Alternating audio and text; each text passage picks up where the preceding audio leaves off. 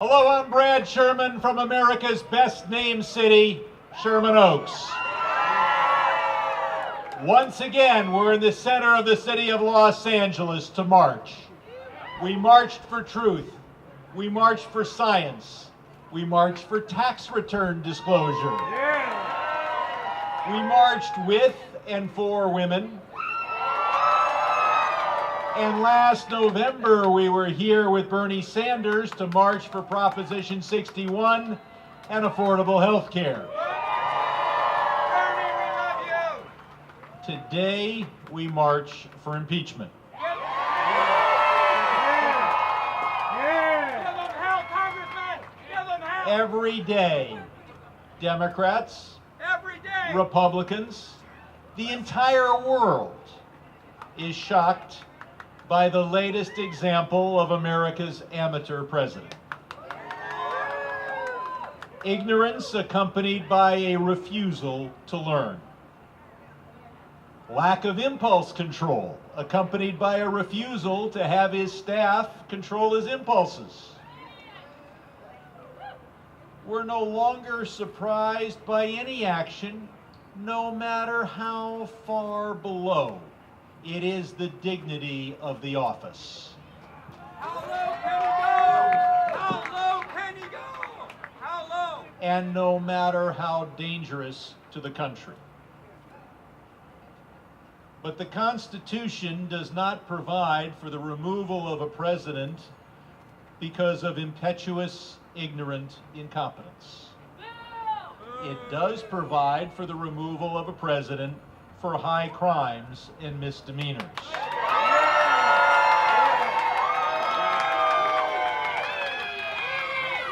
And I talked to some of you months ago saying we don't yet have the evidence that the legal standard has been reached. But now, with the testimony under oath of the very credible James Comey, we have sworn credible testimony of a federal felony.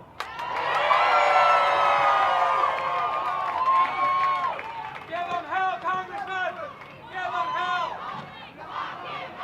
Lock him up!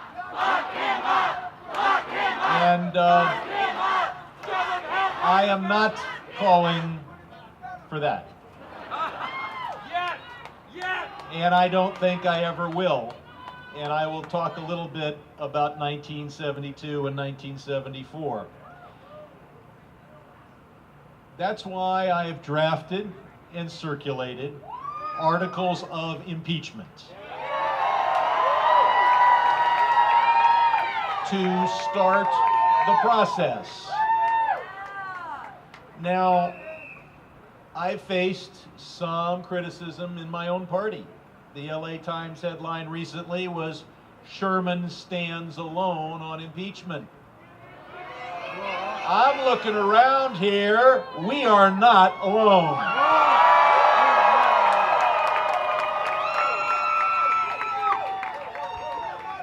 But you know, I'm used to being alone. I was standing alone back in early January when I called for a special prosecutor. And the Obama administration said no. Loretta Lynch went on TV and said no. And 4 months later, there is bipartisan support for having Mueller serve as our special prosecutor.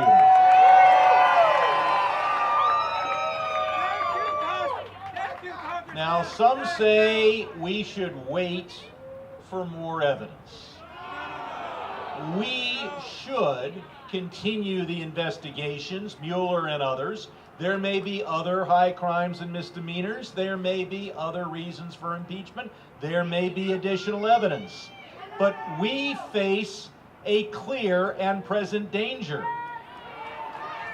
And we should move forward if we have sufficient evidence of even one federal felony.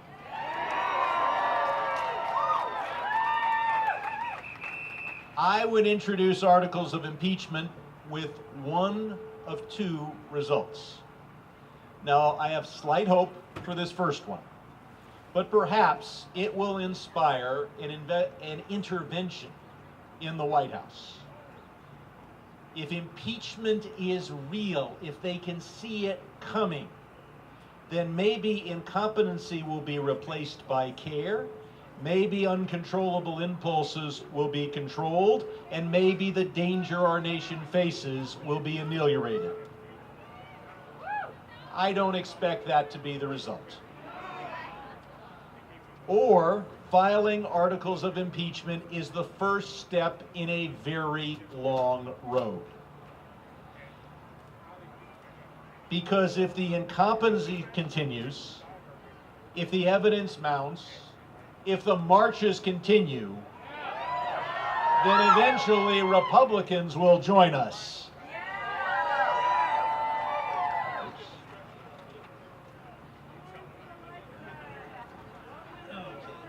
Now, I sat there and heard James Comey's sworn testimony. I sat there in my red tie, and I heard very credible testimony laying out the facts. And they lay out one simple chain. And that is that there were threats made to a man who wanted to keep his job. The purpose of those threats were to try to hinder an ongoing investigation of Michael Flynn. Then you look at the federal criminal statutes. Look at section 1512B3, and you will see that the president's action fits like a glove the law against obstruction of justice. Now, the role of the House of Representatives in an impeachment process is similar to that of a grand jury. It is our mission to cause a trial to take place. That standard for doing that is probable cause. It will be up to the Senate to try the president. They will use what standard of proof they think, but for the House of Representatives, it is a probable cause. And that standard is more than met. We have a witness who is not anti-Trump. He worked for Trump as FBI director. He wanted to keep working for Trump as FBI director. And he testified to obstruction of justice in the ongoing Flynn probe. There are a lot of similarities and parallels to Watergate. It looks like Watergate 2.0. So let's remember, some of you are too young to remember Watergate. There was a burglary. The burglars were after the files at the Democratic National Committee headquarters. Now back then, and now this will sound unusual to some of you, files were in these things. This was a file, a manila envelope. You'll have to see those in museums someday. They were there to look at the files. We will never know whether President Nixon directly conspired before the burglary with the burglars. But it wasn't the crime, it was the cover-up. The cover-up was obstruction of justice. Well, let's look at what happened just recently. There was a burglary of the files at the Democratic National Committee headquarters. The files are not in manila folders. The files are electrons on hard drives. But the cyber burglars stole the files. We may never know who conspired with the burglars before the burglary. There's some new evidence of conspiring, but we'll have to see. But we do know that it's not the crime, it's the cover-up.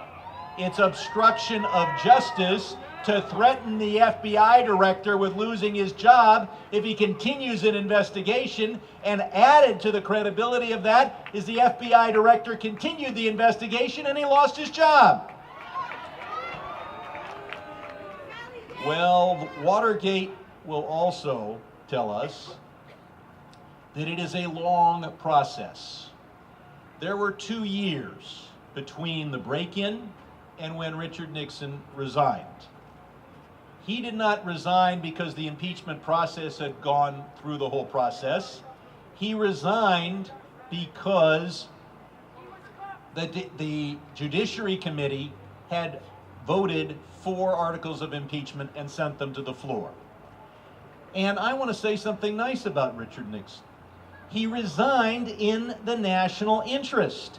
If he had clung to power, it would have been another year, perhaps, before he would have been removed from office. And I want to say something nice about Gerald Ford. He pardoned Richard Nixon, and I think that was the right thing to do. But some will disagree with that.